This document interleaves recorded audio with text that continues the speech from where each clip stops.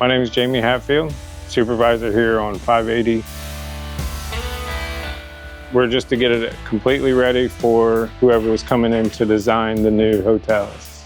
They're just demoing what's left of the office spaces. There's a few things that we're very particular about this job just because there is living residents up above us in apartments. One thing is we have to keep all the fire sprinkler systems and anything fire alarms have to be active all the time. Another thing that there's some kind of film on the windows, so we can't use any grinders or anything like that. We have to do everything with sawzalls to keep the spark down, and if we're working real close to the windows, we need to protect that.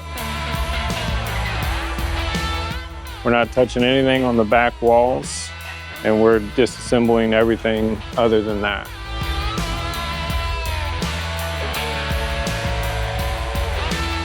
That's the next step, is to start getting the ceiling grid down.